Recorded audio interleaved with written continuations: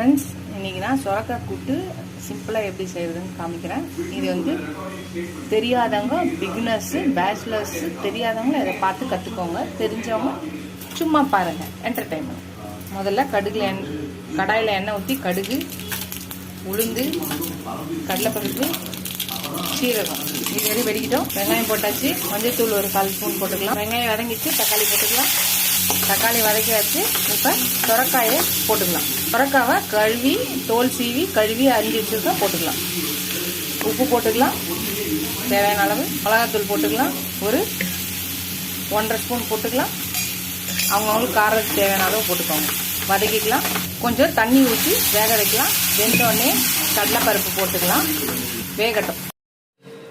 காய் வெந்தோடனே கடலைப்பருப்பு ஒரு 1/4 அளவுக்கு வேக வச்சுட்டு அதை போட்டுருந்தேன். அதுக்கப்புறம் தேங்காய் ஒரு 2 பத்தை, சீரகம் கொஞ்சம் போட்டு அரைச்சி விழுத ஊற்றினா இந்த கூட்டு 5 நிமிஷம் கொதிக்க வச்சா கூட்டு ரெடி. நீங்கள்